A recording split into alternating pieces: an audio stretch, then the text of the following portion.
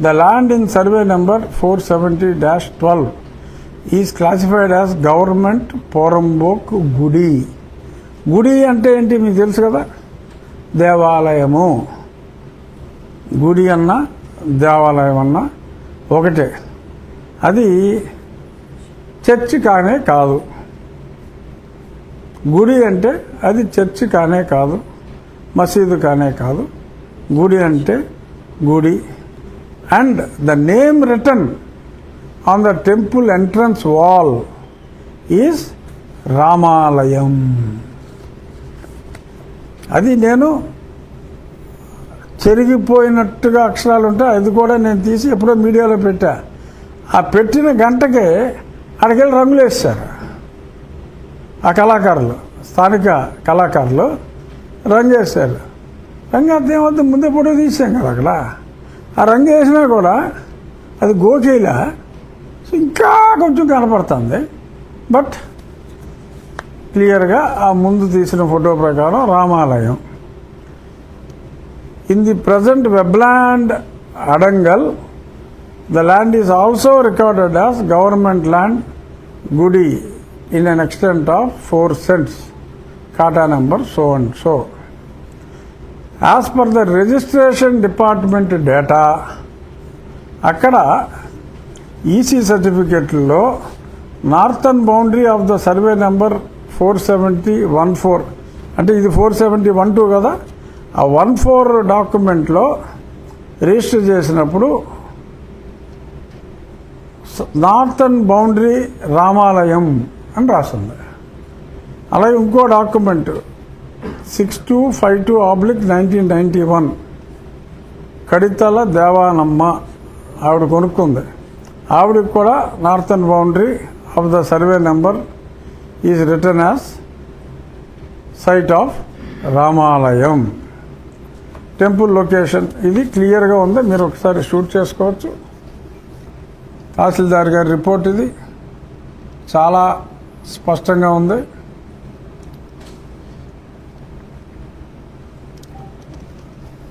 ఇది కాక ఇందాక చెప్పాను కరెంటు బిల్లు మాణిక్యాలరావు గారి కుటుంబ సభ్యులు 50 సంవత్సరాలుగా రామాలయం పేరు మీద ప్రభుత్వ వారి ఎలక్ట్రిసిటీ బోర్డు ఇస్తుంది. అక్కడ గొంతేనమ్మ మందిరం అని కానీ ఏమీ లేదు, దాని మీద రామాలయం అని ఉంది. ఇందులో కూడా రిజిస్ట్రేషన్ డిపార్ట్మెంట్లో రామాలయం అని ఉంది, గోడ మీద రామాలయం ఉంది. అదర్వైజ్ బ్రిటిష్ వాళ్ళ టైంలో గుడి అని ఉంది. సో అది ఖచ్చితంగా హిందువుల దేవాలయానికి సంబంధించిన స్థలం.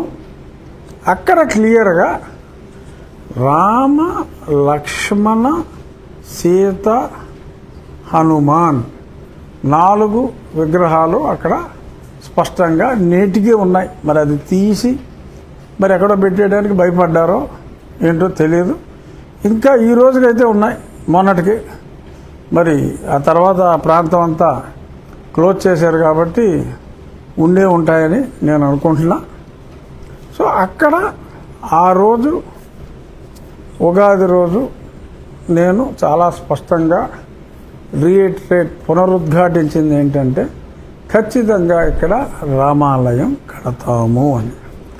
ఆ తర్వాత నేను రాజకీయాలకి సంబంధం లేకుండా, పొలిటికల్ పార్టీస్ని ఇన్వాల్వ్ చేయకుండా, అది తెలుగుదేశం కావచ్చు, జనసేన కావచ్చు, భారతీయ జనతా పార్టీ కావచ్చు, మరే పార్టీ అయినా కావచ్చు, పొలిటికల్ పార్టీకి సంబంధం లేకుండా శ్రీరాముణ్ణి ఆరాధించే నాన్ పొలిటికల్ సంస్థలు, ఆ సంస్థలు కూడా సంస్థాపరంగా కాకుండా, సంస్థాపరం అంటే మళ్ళీ రాజకీయాలు వస్తాయి.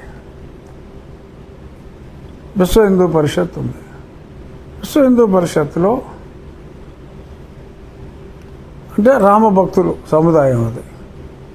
విశ్వ హిందూ పరిషత్తులో రాముని ఆరాధించే భక్తులు ఆర్గనైజేషన్గా కాకుండా ఆ భక్తులు ఒక 2, బజరంగ్ దళ్ అందులో యాక్టివ్గా ఉండే భక్తులు ఒక 2, రాష్ట్రీయ స్వయం సేవక్లో యాక్టివ్గా ఉండే భక్తులు, వారు ఆర్గనైజేషన్ని రిప్రజెంట్ చేయరు. ఎస్టాబ్లిష్డ్ రామ భక్తులుగా, రాముని ఆరాధించేవారుగా, రామ భక్తులతో, అలాగే మాణిక్యాలరావు గారు ఎన్నో సంవత్సరాల నుంచి అక్కడ బిల్లు అది పే చేస్తున్నారు. ఆ భక్తులతో ఒక సమితిలాగా ఫామ్ చేసి, ఎందుకంటే రాజకీయాలకి అతీతంగా ఉండాలి కనుక, రాజకీయాలకు అతీతంగా ఉండాలి కనుక నేను గౌరవ అధ్యక్షుడిగా చెక్ పవర్ అంతా కూడా ఆ సభ్యుల్లోనే, అక్కడ స్థానికంగా ఆకివీళ్ళలో ఉండేవారికే ఉండే విధంగా, డే టు డే మేనేజ్మెంట్ అంతా వాళ్ళు చేసుకునే విధంగా ఒక స్థానిక శాసనసభ్యుడిగా ఒక గౌరవ పదవిలో నేనుండి ప్రజల ఆకాంక్ష మేరకు ఒక చక్కటి రామాలయాన్ని నిర్మించాలనే సంకల్పంతో శివరాగిరెడ్డి గారని ఒక ప్రముఖ స్థపతి, ఆయన ఎన్నో గొప్ప గొప్ప దేవాలయాలు ఆయన నేతృత్వంలో కట్టారు.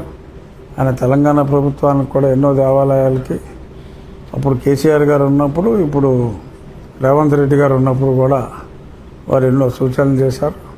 అలాగే కంబైన్డ్ స్టేట్లో శిల్పారామం కృష్ణరావు గారి తర్వాత ఈయన కూడా అక్కడ సీఈఓగా పనిచేశారు.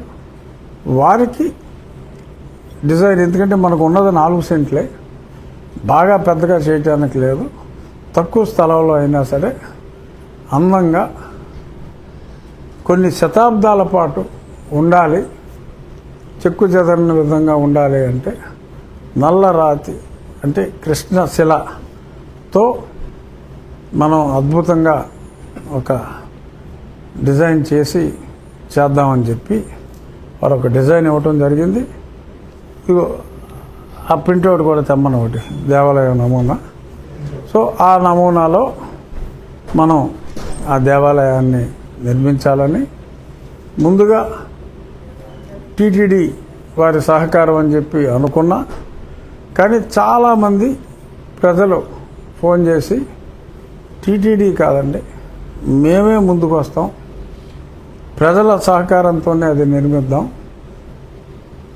ఇటువంటి సంస్థలు కూడా అక్కర్లేదు అని చెప్పి మాట్లాడిన తర్వాత నాకు భానుప్రకాష్ రెడ్డి గారు కూడా టీటీడీ సభ్యులైన భానుప్రకాష్ రెడ్డి గారు కూడా అన్నా మీరు ఒక లెటర్ పెట్టండి శాంక్షన్ చేద్దామని చెప్పి అన్నారు.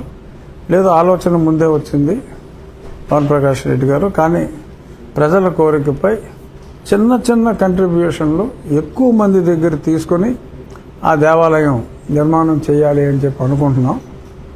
ఒక్కడే 10 లక్షలు ఇచ్చేవాళ్ళు ఉన్నారు చాలామంది, కానీ ఆ రకంగా కాదు, 10,000 రూపాయలు సీలింగ్, 100 రూపాయలు మినిమమ్ పెట్టుకొని సాధ్యమైనంత వరకు 100 రూపాయలే ప్రిఫరెన్స్, ఎక్కువ మంది ఉంటారు కాబట్టి వారిచ్చిన ఎస్టిమేషను అంతా చూసిన తర్వాత 75 lakhs దేవాలయానికి అవుతుంది. ఆ సైట్ డెవలప్మెంట్ చేసి ఆ కాంపౌండ్ దానికి ఏ వేసుకున్నా అప్పర్ లిమిట్ 80 లక్షలు అయ్యే అవకాశం ఉంది. 75 లక్షలలో ఒక అద్భుతమైన కనీసం 800 సంవత్సరాలు కనీసం చెక్కు చెదరని విధంగా ఆ స్ట్రక్చర్ ఉంటుంది. అలాగా చేద్దామని చెప్పి ఆయన ఆ డిజైన్లు కూడా రెడీ చేశారు. ఇప్పుడు ఒక అకౌంట్ ఆ డీటెయిల్స్ చెప్తా. శ్రీరామ ఆలయ అభివృద్ధి సమితి ఆకివీడు పేరుతో కెనరా బ్యాంకులో మన నియోజకవర్గ అభివృద్ధికి కూడా ఎంతగానో సహకరించిన ఎన్నో కోట్లు మనకి ఇచ్చారు. ఆ బ్యాంకులోనే ఒక అకౌంట్ ఓపెన్ చేయడం జరిగింది. రేపు ఆ క్యూఆర్ కోడ్ కూడా వస్తే ఫోన్పేలు కూడా చేయొచ్చు. ఇది డీటెయిల్స్. ఇది కూడా కాపీ ఒకటి సపరేట్గా ఇస్తాం మీకు. ఇంకానా సైడ్లో కూర్చుని మీరు ఎలా చెప్తారు? ఎదురుగున్న వాళ్ళు చెప్పాలి. ఓకే, ఇక షీట్లు కూడా ఇస్తాను. సో ఇది నేను గ్రూప్స్లో కూడా పెడతాను. ఆ అకౌంట్ ఏంటంటే 10,000 కన్నా ఎవరైనా ఎక్కువ పంపినా కూడా యాక్సెప్ట్ చేయకూడదు. 100 రూపాయల కన్నా తక్కువైనా కూడా యాక్సెప్ట్ చేయదు. సో ఈ మధ్యలో సాధ్యమైనంత వరకు 100 రూపీస్ అయితే ఎక్కువ మందికి అవకాశం ఉంటుంది. అది కాదు, ఇది ఈ రకంగా ఇదంతా పూర్తిగా రాతి కట్టడంతో ఇదైతే 2 అంతస్తులు ఉంటుంది. ఆయన నిన్న వారిని కలిస్తే ఆయన చాలా ఏది ఏమిటి, ఈ డబుల్ హైట్, ఈ గోపురం ఏమిటి, ఇవన్నీ కూడా ఆయన స్పష్టంగా ఎక్స్ప్లెయిన్ చేశారు. ఆ దేవాలయ వాస్తు ఒంగోలు దగ్గర ఆ కృష్ణశిల బ్లాక్ గ్రానైట్ మైన్స్ ఉన్నాయి. అక్కడ రీసెంట్గా వారు 250 కోట్ల రూపాయలతో తెలంగాణ భువనగిరి దగ్గర మానేపల్లి బ్రదర్స్ అని వారు, ఇక్కడ మన మానేపల్లి కాదు, అక్కడ కూడా ఉన్నారు. వారు స్వయంగా చిన్నజీయర్ స్వామివారి నేతృత్వంలో ఒకే డోనరు, ఎవరి దగ్గర ఒక్క పైసా కూడా తీసుకోవాలా, ఒకే డోనర్, సింగిల్ డోనర్ 250 కోట్ల రూపాయలతో ఒక అత్యద్భుతమైన వెంకటేశ్వర స్వామి ఆలయం. అది కూడా ఈయన మన నాకు ఐడియా లేదండి. ఇది నాకు ఆ శిల్పి గారిని అడిగాను. ఆ 250 కోట్ల రూపాయల ఆలయం నిర్మించింది, దాని స్థపతి శివనాగిరెడ్డి గారు. సో ఆయన, నేను నాకున్న పరిచయం మీద ఇది చిన్న ఆలయం అయినప్పటికీ కూడా మీ ప్రత్యక్ష పర్యవేక్షణ ఉండాలి అని చెప్పి నేను ఆయన్ని రిక్వెస్ట్ చేయటం, ఆయన అంగీకరించి స్థలం చిన్నదైనా కూడా చూసిన వెంటనే మనసులో నిక్షిప్తమై ఉండేలాగా, చాలా అద్భుతంగా వచ్చేలాగా, దేవాలయ వాస్తు అంతా ప్రతిబింబించేలాగా ఆ చిన్న స్థలంలో ఆయన మనిషిని పంపించారు. ఆయన జూనియర్ని సుధాకర్ సింగ్ అని, ఆయన కూడా ప్రముఖ శిల్పి, ఆయన అసిస్టెంట్. అతను కూడా మన మొగల్తూరు ప్రాంతానికి చెందిన వ్యక్తి, ఇప్పుడు హైదరాబాద్లో సెటిల్ అయ్యాడు. తను సైట్ విజిట్ చేసి మొత్తం డీటెయిల్స్ అన్నీ తీసుకుని దీన్ని డిజైన్ చేయటం జరిగింది. సో అంతా మా ఐడియా ఏంటంటే ప్రతిరోజు అక్కడ ప్రోగ్రెస్, అంటే ఒక 3 నెలల కాలంలో మన డిజైన్ ప్రకారం స్టోన్స్ అన్నీ అక్కడ ఫ్యాక్టరీలో, ఇప్పుడు ఇక్కడ ఉండే స్టోన్ డిజైన్ వేరుంటుంది, ఇక్కడ ఉండేది డిజైన్ వేరుంటుంది, ఇక్కడ షేప్స్ వస్తాయి.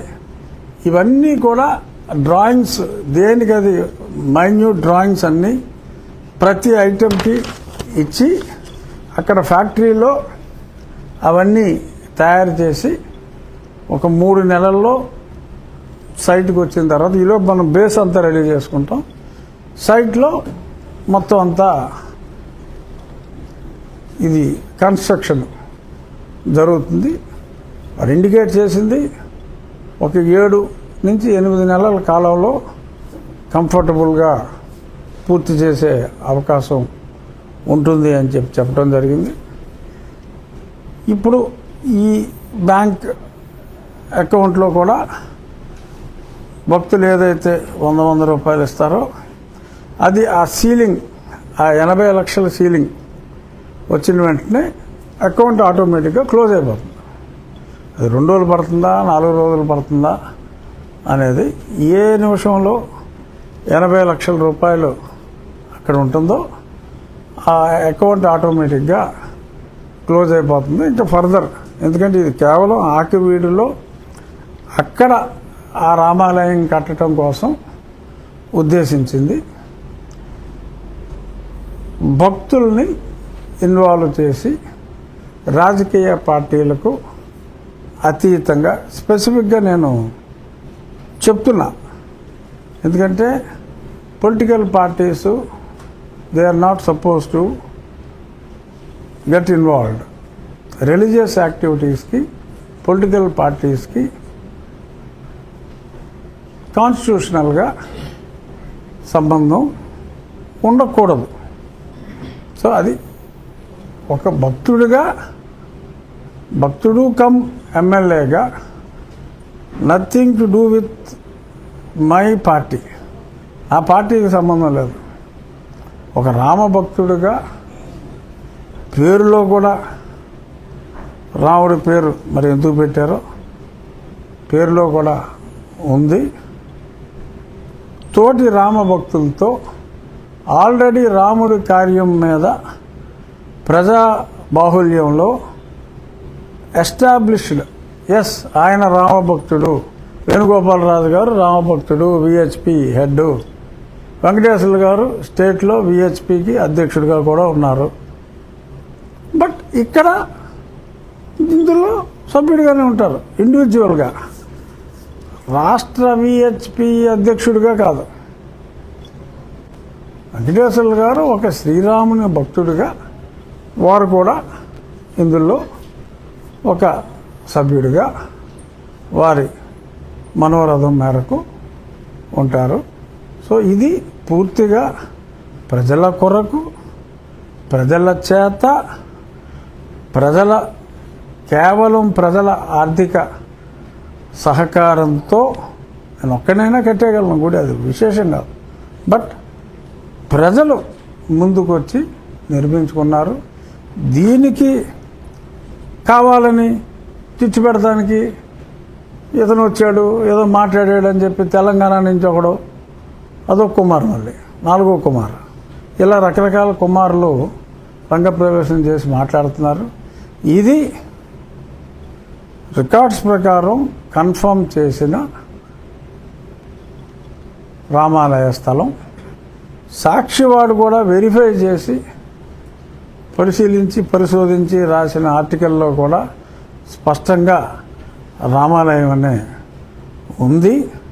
సో కాబట్టి రామాలయం స్థలంలో ఆ పాత దేవాలయం స్థానంలో కొత్తగా సిమెంటు ఇటువంటివి ఏమీ లేకుండా పూర్తి నల్లరాతితో ఒక మాన్యుమెంట్ లాగా చక్కగా అక్కడికి వెళ్తేనే ఒక భక్తిభావం ప్రతిబింబించేలా ఈ దేవాలయం నిర్మాణం చేపడతాం. మొన్న ఎంపీ గారు కూడా అక్కడికి వెళ్ళి ఆయన కూడా విహెచ్పి వారు చేపడతారని చెప్పి ఏదో ఒక మాట కూడా అన్నారు.